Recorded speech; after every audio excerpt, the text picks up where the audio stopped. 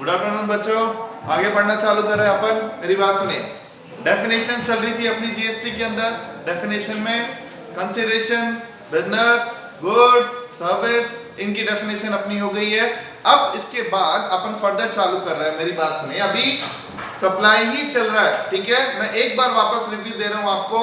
हम पढ़ रहे हैं कि जीएसटी लगता है सप्लाई में, तो सप्लाई में क्या क्या आता है। सप्लाई में क्या क्या आता है ये दे रखा है सेक्शन 7 सबसेक्शन 1 में, और सप्लाई में क्या क्या नहीं आता ये दे रखा है सेक्शन 7 सबसेक्शन 2 में। क्लियर। सप्लाई में क्या क्या आता है जो सेक्शन 7 सबसेक्शन 1 में दे रखा, उसमें क्लॉज कितने थे? 3, A, B एंड C, जिसमें एक था बिजनेस प्लस कंसीडरेशन, दूसरा था import of service plus consideration, business का नाम नहीं था, और क्लॉज C क्या था? शेड्यूल 1 में आओ तो या उसमें कंसीडरेशन की जरूरत नहीं है। ये आपको अच्छे से समझ में आ चुका होगा, है ना। अब आगे आज अपन दो टॉपिक पढ़ने वाले बच्चों। पहला मैं आपको बताने जा रहा हूं सेक्शन 7 सबसेक्शन 1A, और फिर बताऊंगा 7 सबसेक्शन 2। देखो अभी मैंने 2 लिखा था, 2 में क्या आता है? Supply excludes. कौन कौन सी चीजें सप्लाई में नहीं आएगी? नहीं आएगी तो जीएसटी नहीं लगेगा, क्योंकि जीएसटी तो सप्लाई में ही लगता है। तो ये बाद में, तो पहले ये क्या है? फिर ये क्या है बच्चों? Section 7 subsection 1A। आज से साल भर पहले जब मैं पढ़ाता था तब ये 1A नहीं पढ़ाता था। मैं बताता था कि सेक्शन 7 सबसेक्शन 1 में 4 क्लॉज है। अभी आपको 3 बोले, मैं 4 बोलता था। चौथा था क्लॉज डी। उस क्लॉज डी को काट कर गवर्नमेंट ने बोला ये क्लॉज डी अब से डी नहीं, सेक्शन 7 सबसेक्शन 1A कहलाएगा। अब बात ये उठती है क्या जरूरत पड़ी काटने की? एक्चुअल में बच्चों ये जो क्लॉज डी था ना, A, B और C क्या करते हैं काम? वो बताते हैं सप्लाई में क्या क्या आएगा। क्लॉज डी गवर्नमेंट ने एक बार तो बना दिया, बनाने के बाद पता चला इसमें कोई नई चीज तो आ नहीं रही, और अपन ने तो बोला है कि जो भी क्लॉजेस में आएगा वो सप्लाई है। अब डी में कुछ नई चीज आ नहीं रही है, जो है वही रहेगी। तो फिर गवर्नमेंट ने कहा एक काम करो, कंफ्यूजन हटाओ, इसका एक अलग से सेक्शन बना दो 1A। अब 1A की आपको रिक्वायरमेंट क्या है या क्यों आपके एग्जाम में जरूरत है? अपन तो डायरेक्ट पॉइंट पे आते हैं। दो जरूरत है बच्चों, मेरी बात सुनो। सेक्शन 7 सबसेक्शन 1A ये डाउट क्लियर करता है कि कई बार प्रैक्टिकल लाइफ में सिचुएशन आती है जहां हमें समझ में नहीं आता। मेरी बात समझना। 1A क्यों बनाया गया? कोई बहुत बड़ी वजह रही होगी, और वो वजह क्या है? गवर्नमेंट ने कहा कई बार जब आप सामने वाला आपसे पैसे लेता है तो आपको क्लियर नहीं होता या सामने वाले को समझ में नहीं आता वो पैसे गुड्स के हैं या पैसे सर्विस के। अब बात होती है कि सर गुड्स के हैं या सर्विस के? पैसे तो पैसे हैं, बात तो आपकी सही है, लेकिन अब बात क्या है बच्चों? कुछ चीजें ऐसी है अगर उनको गुड्स ना माने, सर्विस माने, तो जीएसटी लगेगा, क्योंकि वो चीजें गुड्स में नहीं आती। तो जानना जरूरी होता है कि क्या ये चीज गुड्स है या सर्विस। अगर उसको गुड्स मान लिया तो गुड्स की डेफिनेशन के अंदर वो कवर नहीं हो रही, ठीक है। और उससे भी बड़ी बात क्या है बच्चों? मैक्सिमम जगह गुड्स पर रेट ऑफ ड्यूटी है 5% और सर्विस पे 99% रेट है 18%। मेरी बात समझ में आ रही है? तो अगर वो चीज को सर्विस मानोगे तो रेट लगेगी 18, और उसी चीज को गुड्स मानोगे तो रेट लगेगी 5। तो फिर गवर्नमेंट ने कहा ये तो बड़ा जानना जरूरी हो गया। कुछ प्रॉब्लम्स हैं जिन प्रॉब्लम में अपन फाइंड आउट करेंगे इसे गुड्स बोले या सर्विस। तो वो सारी प्रॉब्लम्स गवर्नमेंट ने खंगाली। गवर्नमेंट ने कहा पता करो कहां कंफ्यूजन क्रिएट हो रहा है गुड्स और सर्विस के बीच में। अपन क्लैरिफाई करेंगे लोगों को कि ये चीज गुड्स मानो, ये चीज सर्विस मानो, ठीक है। बात क्लियर हुई? तो अब ध्यान दो सामने कहां मानना है। First case, in case of transfer. Transfer क्या बच्चों? समझना मेरी बात। ट्रांसफर मतलब सामने वाले को वो चीज दे देना। अब क्या दे देना? एक तो होती है मेरे पास है मेरी गाड़ी की चाबी। आप में से एक ने कहा सर ये आपकी गाड़ी की चाबी मैं लेके जा रहा हूँ, 1 महीने 2 महीने 6 महीने साल भर तक गाड़ी मैं ही चलाऊंगा, या मेरी इच्छा होगी जब तक मैं चलाऊंगा। एक तो ये हुआ, मैं कहा चला ले तेरी ना मेरी गाड़ी, तो ये चाबी रख और मैं इतने पैसे बता रहा हूँ, अब तेरी मर्जी हो जितनी गाड़ी चला। एक तो ये हुआ। नेक्स्ट, उस बंदे ने मेरे को कहा कि गाड़ी की चाबी तो मैं ले ही रहा हूँ, इसके पेपर्स भी साइन करो। इसके पेपर्स में मालिक मुझको बनाओ। तो बच्चों फर्क क्या देखो, ट्रांसफर तो वो भी था जहां चाबी मैंने उसको दे दी, ट्रांसफर ये भी है जहां चाबी के साथ साथ पेपर्स भी दे दिए, और तीसरा ट्रांसफर तो वो भी है जहां पेपर्स उसके नाम पे कर दिए। मैंने कहा चलो ठीक है, कागजों में मालिक तेरे को बना रहा हूं, गाड़ी मैं ही चलाऊंगा। तो अब बात उठती है इन ट्रांसफर्स के अंदर जो मैंने ट्रांसफर किया वो कार सप्लाई करी या सर्विस सप्लाई करी। अगर मैं ये बोलूं कि वो सप्लाई ऑफ कार क्या होती है, गुड्स, तो अगर मैं ये बोलूं कि वो सप्लाई ऑफ गुड्स है तो जीएसटी की रेट 28% वगैरह है, कार पे रेट 28% है। और अगर मैं बोलूं कि ये जो मैंने कार दी है केवल उसको चलाने के लिए दी है तो वो तो सर्विस है, तो रेट 18 है। तो गवर्नमेंट ने कहा चलो इनको क्लियर करते हैं। अब क्लियर आपको कैसे होना है समझो, सामने ध्यान देना। अगर आपके एग्जाम में लिखा हुआ है ट्रांसफर ऑफ टाइटल, ये देखो ट्रांसफर ऑफ टाइटल मतलब आपने सामने वाले को कागज नाम पे कर दिया कि मैं इसका मालिक था, अब मैं मेरे कागज तेरे नाम पे कर रहा हूं, तो टाइटल दे दिया। टाइटल दे दिया तो वो सप्लाई ऑफ गुड्स है। आपके पास कोई गाड़ी है, कोई सामान है और उसके कागज ऑन पेपर आपने सामने वाले को मालिक बना दिया, तो क्लियरफायर होना, एग्जाम में भी क्लियर रहना, चाबी भले ही आपके पास हो, पेपर सामने वाले के नाम पे कर दिए तो उससे बोलेंगे सप्लाई ऑफ गुड्स। ठीक है, गुड्स माने या सर्विस, जीएसटी लगता है ये मैं भी मानता हूं, लेकिन रेट वगैरह की तो प्रॉब्लम होती है ना, तो एक पॉइंट खत्म। दूसरा transfer of right without title, right तो सामने वाले को दे दिया, मालिक आज भी आप ही हो, आपने कहा मालिक तो मैं ही रहूंगा, चला खूब गाड़ी चला तू, वो है सप्लाई ऑफ सर्विस। जैसे ओला, उबर, कैब वगैरह ना, यहाँ कार के मालिक तो वो ड्राइवर होता है लेकिन चलाती ओला है। ओला अपने हिसाब से उस गाड़ी का रूट डिसाइड करती है, यूज करती है, तो उसे क्या बोलते हैं, supply of service. Right transfer किया है, मालिक नहीं बनाया। और तीसरा transfer of title upon last instalment. एक कार खरीदी आपने 5 लाख में, अब वो 5 लाख की कार में आपने सामने वाले को बोला मैं टुकड़े टुकड़े में 10-10 हजार रुपए दूंगा आने वाले 5 सालों तक। बात समझ में आ रही है?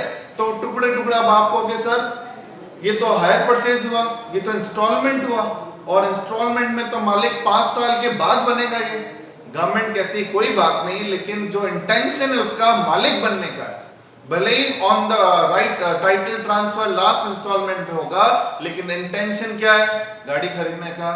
अभी दिवाली पे आप लोगों ने मान लो एक नई कार खरीदी और सामने वाले को बोला ईएमआई पे खरीद रहे, तो ईएमआई पर खरीद रहे बोला, आपने उसको ये थोड़ी बोला कि हम ईएमआई पे भैया ये कार किराए पे ले रहे हैं। बात समझ में आई?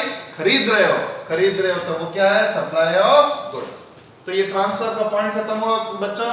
एग्जाम में अगर आता है supply of good, transfer of title तो सब गुड्स कहलाएगा, transfer of title upon last instalment तो भी सप्लाई ऑफ गुड्स कहलाएगा, और transfer of right only right without transferring title तो वो सप्लाई ऑफ सर्विस है। इससे आपको पहचानने में भी मदद मिलेगी और रेट में भी। चलो एक पॉइंट हुआ। नेक्स्ट बड़ा इंपॉर्टेंट है लैंड एंड बिल्डिंग। लैंड और बिल्डिंग क्या होती है, immovable property.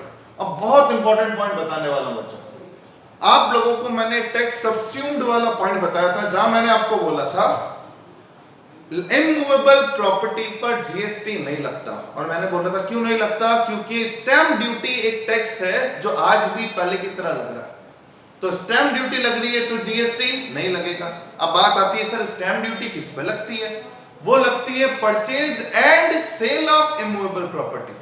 Purchase and sale मतलब घर खरीदो, घर बेचो तो स्टैंप ड्यूटी लगेगी। इसका मतलब घर किराए पे लो तो, घर लीज पे लो तो जीएसटी नहीं लग सकता, क्योंकि वो तो परचेज एंड सेल पे लगता है। तो गवर्नमेंट ने कहा अरे ये तो गजब बात है, अगर वो घर खरीद रहा है या बेच रहा है तो स्टैंप ड्यूटी है, किराए पे ले रहा है तो स्टैंप ड्यूटी लग नहीं रही, तो फिर जीएसटी लगाओ ना, उसको फ्री क्यों छोड़ते हो। तो गवर्नमेंट ने क्या चाल चली, सुनो समझो भी। लैंड और बिल्डिंग के केस में अगर एग्जाम में लिखा हुआ है purchase and sale of immovable property, तो वो उस केस के अंदर सिंपल सी बात है बच्चों, नो सप्लाई या नो जीएसटी लिख दो, क्योंकि गवर्नमेंट जीएसटी चार्ज नहीं कर सकती, क्योंकि ऑलरेडी क्या लगता है, स्टैंप ड्यूटी। क्लियर? लेकिन अगर एग्जाम में आया आपने तो लीज पे ली है, किराए पे ली है लैंड और बिल्डिंग को, तो फिर उस केस में क्या लगेगा, जीएसटी। लेकिन अब आप बोलोगे चलो सर समझ में आ गया, खरीदते हैं तो जीएसटी नहीं लगेगा, किराए पे लेंगे लैंड और बिल्डिंग को तो जीएसटी लगेगा। लेकिन सर गुड्स माने या सर्विस? बच्चों गुड्स तो मान ही नहीं सकते, क्योंकि जब मैंने आपको गुड्स की डेफिनेशन अभी 2 क्लास पहले पढ़ाया था, गुड्स की डेफिनेशन में तो केवल मूवेबल प्रॉपर्टी आता है, इमूवेबल थोड़ी आता है। तो फिर इसका मतलब क्या हुआ? इसका मतलब ये गवर्नमेंट को अगर जीएसटी चाहिए तो उससे गुड्स तो मान ही नहीं सकती। इसलिए गवर्नमेंट ने चाल खेली और बोला नहीं नहीं, लीज पर वगैरह पे किराए पे देते हो इमूवेबल प्रॉपर्टी को तो वो क्या कहलाएगी? Supply of service. क्योंकि आपको याद आ रहा है सर्विस मतलब जो गुड्स नहीं है वो क्या है? सर्विस है। ठीक है। अब सबसे इंपॉर्टेंट पॉइंट जो आपके एग्जाम में भी आया, ये बहुत बहुत काम किए बच्चों समझना।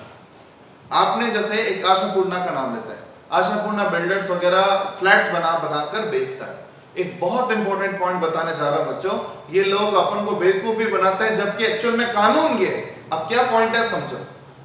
आप गए आशापूर्णा वाले के पास कि भैया फ्लैट खरीदना है इस दिवाली पे। उन्होंने कहा ठीक है फ्लैट खरीदना है, तो उन्होंने कहा कि एक काम करो, सामने वाले जो जगह दिख रही है वहां हमारा फ्लैट बन रहा है, 7-8 महीने में बन के रेडी हो जाएगा, 2 लाख रुपए दे दो। अभी बुकिंग का अमाउंट बैलेंस 30 लाख 40 लाख जो है वो आप रजिस्ट्री के टाइम पे दे देना। एक तो वो ये बोलेंगे, या फिर वो आशापूर्णा वाला ये भी बोल सकता है, आप बोलो भैया 8-8 महीने का वेट नहीं है, हमें तो बनाया बनाया फ्लैट चाहिए, कल अभी पैसे पकड़ो, कल हम उसमें शिफ्ट होने वाले हैं। ऐसा कोई फ्लैट हो तो बताओ। उनके पास वो भी फ्लैट था। उन्होंने कहा ठीक है आप लाओ 40 लाख रुपए, ये ले जाओ फ्लैट। इन दोनों में बहुत बड़ा फर्क है बच्चों। पहला जो एग्जांपल था उसमें आपसे घर बनने से पहले ही बुकिंग के नाम से पैसे ले लिए, घर बनने से पहले। अब बात उठती है सर कैसे पता चलेगा घर बन गया या नहीं बना? बच्चों उसके लिए गवर्नमेंट ने स्पेसिफाई किया है कंप्लीशन सर्टिफिकेट। शुद्ध भाषा में बोले तो जैसे अपनी जो नगर निगम होती है वो नगर निगम सर्टिफिकेट देती है कि हाँ ये घर बन के रेडी हो गया। अगर उस प्रॉपर्टी वाले ने, उस बिल्डर ने, एग्जाम में लिखा हुआ है उस बिल्डर ने आपसे सर्टिफिकेट से पहले 1 रुपया भी बुकिंग के नाम से ले लिया तो उस केस में उसको कंस्ट्रक्शन मानेंगे, परचेज एंड सेल नहीं मानेंगे। और कंस्ट्रक्शन मानेंगे तो उसको फिर सप्लाई ऑफ सर्विस में इंक्लूड किया जाएगा और क्या लगेगा? जीएसटी। लेकिन अगर आप उसको बोलो भैया हमें नहीं बनवाना, हमें तो ऐसा का ऐसा फ्लैट खरीदना है, बुकिंग के पैसे नहीं है हमारे पास, सीधा पूरा पैसा ले लो, तो उस केस में वो आपको अब बेचेगा नगर निगम के सर्टिफिकेट के बाद बेचेगा, तो वो फिर purchase and sale of immovable property है। अब वो आपको बेवकूफ बनाता है। मेरे साथ भी एक बार हुआ कि अगर आप ये लेते हो तो हम आपका जीएसटी माफ करा देंगे, 18% कम करा देंगे, लाख रुपए आपका बच जाएगा, ऐसे करके वो बेवकूफ बना रहा था। जबकि सच्चाई क्या है? लाख रुपए लगने ही नहीं है, वो क्या बचा रहा है? वो तो गवर्नमेंट ही नहीं ले रही। तो फर्क समझ में आया? If they are charging for any booking amount, then GST will be applied and shall treated as supply of service. और अगर वो कहते हैं नहीं सब बनने के बाद ही हम आपको फ्लैट देंगे तो वो परचेज एंड सेल है और परचेज एंड सेल पे जीएसटी नहीं लगता। तो शायद समझ में आ गया होगा। 2 पॉइंट हो गए, ट्रांसफर वाला पॉइंट खत्म, लैंड एंड बिल्डिंग वाला पॉइंट खत्म। जो वन ए बता रहा है, जिन जिन में प्रॉब्लम आ रही है उसी के लिए बता रहा है वन ए। थर्ड पॉइंट है in case of composite supply. Composite supply बहुत बड़ा टॉपिक अभी आएगा, लेकिन फिलहाल कंपोजिट मतलब क्या होता है? Where there is combination of goods and service। मतलब बच्चों बेस्ट एग्जांपल है गाड़ी की सर्विस। अपनी कार कभी सर्विस पे देखिए आप, जब बिल बनेगा तो बिल बनेगा 8,000 रुपए। अब आपने उसको कहा यार 8,000 रुपए की सर्विस लगी, क्या क्या लगाया? तो उसको वो बिल बताएगा कि 8,000 रुपए के अंदर हमने आपका गाड़ी का ऑयल चेंज किया है, ये कूलेंट बदल दिया है, हमने इसमें ये छोटे छोटे आइटम चेंज किए हैं, बाकी सर्विस का वगैरह वगैरह। अब प्रॉब्लम क्या है? 8,000 रुपए में उसने आपको गुड्स भी दिए, 8,000 में सर्विस भी दिए। अब बाइफिकेशन करना मुश्किल है कितना गुड्स का कितना सर्विस का। गवर्नमेंट क्या कहती है?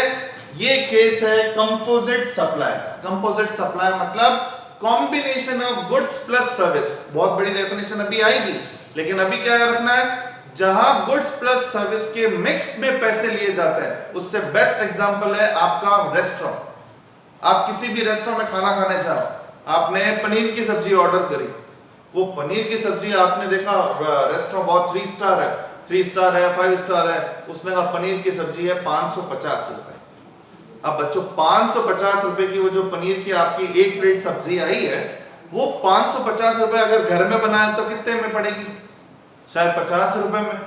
वो कितने ले रहा है? 550 रुपए। आप उससे अगर लड़ने बैठ गए कि ये तो सब्जी जो है वो 50 रुपए में पड़ती है, 550 किस बात के? वो क्या सर्विस दे रहा हूँ, इतने बढ़िया तरीके से सर्व कर रहा हूँ, ये कर रहा हूँ, इतनी फैसिलिटी दे रहा हूँ। तो इसका मतलब वो 550 रुपए की जो पनीर है उसमें गुड्स भी है और सर्विस भी। अब उसको क्या मानोगे पनीर को, गुड्स या सर्विस? गवर्नमेंट ने कहा ये भी कंपोजिट सप्लाई है। कंपोजिट सप्लाई मतलब गुड्स और सर्विस के इकट्ठे पैसे लिए, और जहां भी इकट्ठे पैसे लिए गवर्नमेंट कहते लड़ाई मत करो, सीधा क्या मान लो, सप्लाई ऑफ सर्विस। बात खत्म। क्लियर? सर्विस मानने से गवर्नमेंट को थोड़ा फायदा होता है बच्चों, रेट जीएसटी की ज्यादा लगती है। क्लियर? 3 पॉइंट खत्म। और एक लास्ट पॉइंट है in case of job work. Job work का सिंपल मतलब है मटेरियल आपका, मेहनत सामने वाले। घर आप प्लॉट ले लिया, प्लॉट के ऊपर जो घर बनाने के लिए सामान चाहिए वो भी आपका, बाहर से किसी कॉन्ट्रैक्टर को पकड़ा, किसी आपके कोई होशियारी वाले कोई आर्किटेक्ट को पकड़ा और बोला ये घर मेरे को बना के दे दे, ये पैसे पकड़, तो सामान तो आपका, काम वो कर रहा है, तो उसको आप बोलोगे सप्लाई ऑफ सर्विस। ठीक है? जॉब वर्क मतलब सामान, ज्वेलर को बोला भैया ये ज्वेलरी गोल्ड पकड़ो, एक ज्वेलरी अच्छी डिजाइन करके दे दो, तो वो जॉब वर्क है। किसी टेलर के पास गए, मटेरियल खरीद के बोला इसकी शर्ट बना दो, तो वो जॉब वर्क है, और इसे क्या बोलेंगे, सप्लाई ऑफ सर्विस। तो खत्म। ये सेक्शन 7 सबसेक्शन 1 ने क्लियर हुआ। इसमें 4 डाउट थे, गवर्नमेंट को लगा कि इन 4 डाउट के चक्कर में लोग कंफ्यूज होंगे कि गुड्स है या सर्विस, तो गवर्नमेंट ने क्लैरिफाई कर दिया। शायद समझ में आ गया होगा, रिपीट की जरूरत नहीं है। अब अपन चलते हैं बच्चों लास्ट सेक्शन की तरफ, सेक्शन 7 सबसेक्शन 2। फिर कुछ डेफिनेशन रह जाएंगे, फिर अपना ये थ्योरेटिकल 2 चैप्टर पूरे जो इंपॉर्टेंट भी थे वो खत्म भी हो जाएंगे। सेक्शन 7 सबसेक्शन 2 साफ साफ सीधा सीधा कहता है आप इनमें से कोई भी काम करते हो तो भले ही कितने पैसे कमाते हो, आपका काम कितने भी बड़े लेवल पे चल रहा है, लेकिन हमें जीएसटी नहीं चाहिए। तो बच्चों ऐसा क्यों हुआ? गवर्नमेंट ने कहा भले ही आप करोड़पति भी हो, इनमें से कोई भी काम आप करते हो हमें जीएसटी नहीं चाहिए, क्योंकि गवर्नमेंट को मालूम है ये वो काम है अगर इन पर जीएसटी ले लिया तो अगली बार जीएसटी लगाने लायक नहीं रहेंगे। समझ में आ रहा है? ठीक है? क्योंकि इन कामों पर भी अगर गवर्नमेंट जीएसटी लेती है तो लोगों में गुस्सा इतना ज्यादा हो जाएगा कि लोग बोलेंगे कि शायद सरकार को हम इंसान नहीं लगते, एक टैक्स पेयर लगते हैं, तो बस ठीक है अब ये सरकार नहीं रहेगी। क्लियर? तो अपन पढ़ते हैं बच्चों, फिलहाल अपन 9 ऐसे काम पढ़ रहे हैं जहां पे गवर्नमेंट कहती है हमें जीएसटी नहीं चाहिए। तो ऐसा डर के मारे कौन कौन सा? फर्स्ट केस बेस्ट है, एम्प्लॉयर एंड एम्प्लॉय। जॉब करते हो, सैलरी मिलती है, सैलरी मिल रही है तो कंसिडरेशन मिल रहा है। गवर्नमेंट तो कंसिडरेशन के नाम से चमकती है। गवर्नमेंट कहती है एम्प्लॉयर और एम्प्लॉय के रिलेशन पर जीएसटी नहीं लगता। क्यों नहीं लगता? क्योंकि अगर आप एम्प्लॉय हो तो आपके ऊपर प्रोफेशनल टैक्स वगैरह वो भी होते हैं, और दूसरा भारत की 10 करोड़ छोड़ो 30-40 करोड़ जनता ऐसी होगी बच्चों जो जॉब करती है, और उस जॉब में भी अगर आपने 18% 20% जीएसटी मार लिया तो लोग छोड़ेंगे नहीं। क्लियर? तो गवर्नमेंट ने कहा एम्प्लॉयर और एम्प्लॉय के रिलेशन पे जीएसटी नहीं लगेगा। क्लियर? तो बच्चों अगर आप सीएसीएस बनते हो, प्रैक्टिस करते हो, फिर पैसे मिलते हैं तो आप एम्प्लॉय नहीं हो, आपको फीस मिल रही है, फीस पर जीएसटी लगेगा। लेकिन वही सीएसीएस उस जगह जॉब करके पहला सर्विस दे रहा है तो उसे फीस नहीं सैलरी मिल रही है, और सैलरी पर जीएसटी नहीं लगता। क्यों नहीं लगता? क्योंकि सेक्शन 7 सबसेक्शन 2 ने सैलरी को हटा दिया है। समझ में आ गया? Clear? Next, funeral service. Funeral service में क्या इंक्लूड होता है? किसी की डेथ के बाद किसी ने 10-12 गाड़ी खरीद रखी है, जहां डेथ हुई वहां से ले जाके फ्यूनरल प्लेस तक ले जाना, एम्बुलेंस भी हो गई, प्लस पंडित वगैरह जो भी होता है, प्लस वहां के जो लोग फ्यूनरल में काम करते हैं वो सब। गवर्नमेंट ने कहा कमाते होंगे तो कमाते होंगे पैसा, किसी मरने वाले से भी पैसे ले लिया। और एक और चीज बच्चों, मैंने कहा कि जीएसटी में 2 लोग होते हैं, supplier and receiver. Supplier tax किससे लगेगा? रिसीवर से। रिसीवर तो मर गया, अब क्या रिसीवर को ये कहेगी गवर्नमेंट नहीं तेरे को जाने नहीं देंगे, हम पहले टैक्स भर गाड़ी में तभी तेरे को डालेंगे। समझ में आ रहा है? ठीक है? तो ऐसा हो नहीं सकता। तो गवर्नमेंट ने कहा नहीं, फ्यूनरल सर्विस पर जीएसटी नहीं लगेगा। Third point, actionable claim. Actionable claim मैं आपको बता चुका हूं गुड्स के डेफिनेशन में, एफडी कराने पर, आरडी कराने पर जीएसटी नहीं लगता। आप खूब एफडी कराओ, खूब आरडी कराओ, नहीं लगेगा, except betting, gambling and lottery. Betting, gambling, lottery goods के डेफिनेशन में आए थे, आपको याद आ रहा होता, मैंने आपको उधर भी क्लियर बोला था, एक्शनेबल क्लेम में बैटिंग, गैम्बलिंग, लॉटरी पर ही जीएसटी लगता है, एफडी, आरडी वगैरह पे नहीं लगता। क्लियर? समझा चुका हूं, इसलिए ज्यादा टाइम की जरूरत नहीं है, ये भी क्लियर कर चुका हूं। वापस गवर्नमेंट ने लिख दिया, any purchase and sale of land and building, GST नहीं लगेगा क्योंकि स्टैंप ड्यूटी दे रहे हो। अलग से और लिख दिया, वैसे समझा चुकी थी। फिर service of court and tribunal, क्यों लिखा ये? जब लोग किसी के यहाँ पे किसी की चोरी हो गई, उसने वकील को पैसे दिए, उसने कोर्ट में फीस भरी और उस पर गवर्नमेंट के अलावा जीएसटी, आगे तो परेशान है, उसके यहाँ चोरी हुई है, उसके यहाँ किसी का मर्डर हो गया और कोई प्रॉब्लम हो गई और आप कहते हो कोर्ट में आना है तो जीएसटी लाओ। कोर्ट संविधान का अधिकार है, हमारे कॉन्स्टिट्यूशन ने अधिकार दिया है हमको कोर्ट में जाकर इंसाफ लेने के लिए। तो गवर्नमेंट ने कहा, आगे चल के और कुछ डिटेल में बताऊंगा, अगर कोर्ट को कोई बिजनेसमैन यूज करता है खुद के पर्सनल प्रॉफिट के लिए तो एक बात अलग है, बाकी कोर्ट में जाने पर जीएसटी नहीं लगेगा। अगला कौन? सरकार के खुद के लोगों को तो बचाना है ना, सरकार हर जगह ये करती है कि खुद के लोगों को जरूर जीएसटी से माफ करवाएगी, भले कोई कुछ काम करे या ना करे। अब खुद के लोग कौन होते हैं? एमपी, एमएलए, सरपंच, ये नगर निगम वाले जो भी होते हैं, इन लोगों को गवर्नमेंट ने फ्री कर दिया कि इनको जो पैसे मिलते हैं वो सरकार की, जनता की सेवा के लिए दिए जाते हैं और ये पैसे कोई फीस नहीं है, इसलिए एमपी, एमएलए को जो सैलरी मिलती है उस पर कोई जीएसटी नहीं लगेगा। क्लियर? फिर और भी कुछ लोग होते हैं, जैसे आपकी कॉलेज में वीसी होता है, जिनका इलेक्शन गवर्नमेंट करती है, जेडीए वगैरह ये होती है, डेवलपमेंट एसोसिएशन, इनके चेयरमैन होते हैं, क्रिकेट एसोसिएशन, आईसीएसआई, बीसीसीआई, इनके भी प्रेसिडेंट इलेक्ट किए जाते हैं। इन लोगों को गवर्नमेंट ने कहा, जिन लोगों का नॉमिनेशन सेंट्रल गवर्नमेंट या स्टेट गवर्नमेंट करती है, खुद की अपेक्स पोस्ट पे कॉलेज का वीसी बना देना, या फिर चुनाव होता है ना कॉलेज के, उसमें किसी को प्रेसिडेंट बना के भी पैसे देना, उन पर किसी को जीएसटी नहीं लगेगा। जो सरकार का आदमी है उसे जीएसटी नहीं देना। Last 2 point, supply up to warehouse goods before home consumption. ये क्या है बच्चों? कस्टम आएगा तब मैं आपको बताऊंगा। कस्टम के वेयर हाउस तक जो भी खर्चा लगता है उस किराए पर कस्टम ड्यूटी लगती है। ये पॉइंट कॉन्फ्लिक्ट कर रहा था कि इंडिया के अंदर इंडिया में कोई गुड्स आ गया और गोडाउन में रखवा रहा है, लो जीएसटी लाओ, और कस्टम वाले कह रहे लाओ कस्टम ड्यूटी लाओ। तो गवर्नमेंट को फैसला लेना था जीएसटी या कस्टम। कस्टम ड्यूटी की रेट है ज्यादा, जीएसटी की है कम, तो गवर्नमेंट ने कहा एक काम करो, जीएसटी से हटा दो कि अप टू वेयर हाउस अगर कोई ट्रांसपोर्ट चार्जेस लग रहे हैं गुड्स को रखवाने में तो कोई जीएसटी चार्ज नहीं है। और last point, supply from one non taxable territory to another non taxable territory. ये क्या होता है बच्चों? सेज हो गया, special economic zone, export oriented undertaking, आपने सुना होगा बच्चों। ये वो एरिया होते हैं जिन एरिया को गवर्नमेंट ने ऑलमोस्ट हर जगह से टैक्स फ्री कर रखा है। टैक्स फ्री करेंगे तभी तो ये डेवलप करेंगे और ये फिर गुड्स एक्सपोर्ट करेंगे, इंडिया को डेवलपमेंट मिलेगा। तो गवर्नमेंट ने कहा खरीदने वाला, बेचने वाला दोनों इन्हीं एरिया के हैं जहां पे हम टैक्स चार्ज नहीं करते, तो फिर उस पर भी कोई जीएसटी नहीं लगेगा। ये एज इट इज आपको रट के जाने बच्चों, तो रिपीट की शायद जरूरत नहीं, आप इसको समझो। इन 9 केस में कोई जीएसटी नहीं लगने वाला। क्लियर? तो ये हो गया सेक्शन 7 सबसेक्शन 2, जिस कौन से केस पे जीएसटी लगेगा नहीं, सप्लाई की डेफिनेशन में कवर नहीं है, एज इट इज रटोगे। और जहां डाउट होता है कि सर ये गुड्स है या सर्विस, तो उस डाउट को क्लियर कौन करेगा? 1A करेगा। क्लियर? अब बस कुछ डेफिनेशन बची है, उसके बाद ये चैप्टर भी खत्म।